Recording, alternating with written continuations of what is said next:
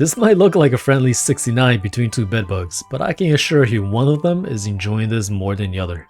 Can't tell which one? You see, the bedbug is the modern feminist's worst nightmare, because the way they reproduce is not exactly consensual, and they're not very good at taking no as an answer. So not only are they a pain in the ass for humans, they're also a nightmare for other bedbugs.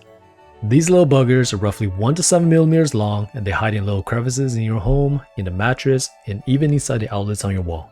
You think they just get shocked to death, but just like how my dad once went out to get milk, the truth is often disappointing. These guys are incredibly good at stealthing their activities, so unless you have a severe infestation, in which case they just go, "F it, there's too many of us for you to kill." And it's fairly easy for these guys to follow you home if you're not careful enough. You see, bedbugs aren't very good at making new friends, and they don't get invited to a lot of parties. So instead, they just follow you home without your permission. Remember that CD hotel you visited last month? Yep, you're sharing a bed with someone else. And maybe that used sofa you picked up on the side of the road? I don't blame you, just look at it. I guess that's what happens when a pig mates with a sofa. It could very much be infested. And once these little buggers get to your house, they don't like to leave. One thing bedbugs do have going for them is hardiness. They can survive for months by feeding just once. So if you ever thought about having a pet, and you can't afford a regular one, bedbugs will be the perfect pet for you. They're also relatively disease free, so you can hand feed them without worrying too much. Unless you're one of the few that's allergic to their bites, then you'll get swelling, hives, and become terribly itchy. Now let's pretend for a second you wanted some bedbugs as pets.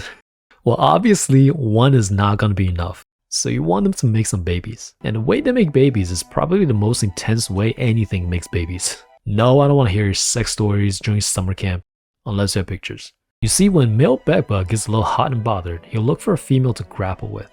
It might look something like a jiu-jitsu match, something all the kids are practicing nowadays apparently, which can look pretty fun.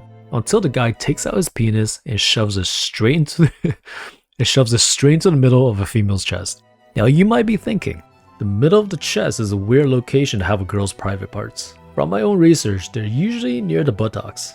And you are correct, they're usually near the ass. Well, when God was making bedbugs, I felt like he was in kind of a rush. Because a bedbug has a reproductive tract, but is only for laying already fertilized eggs.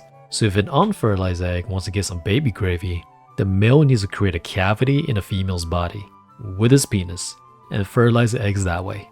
Scientists still hasn't found any positive reasons for the bedbugs to do this. In case you're curious, it's called traumatic insemination. That's also what my gym teacher called it. After the male punctures a hole, the female has an increased chance of getting infections, she also loses a lot of blood, and she's impaired until it heals.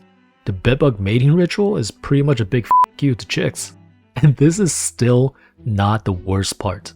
Just like humans, sometimes the bedbugs are gay. Is it nature or nurture? I don't f***ing know. What I do know is the poor bastard the gay bedbugs gets a hold of also gets a hole in his chest. So if you ever get reincarnated as a bedbug and they send you to bedbug prison, I hope for your sake that you're the biggest and meanest bedbug in there.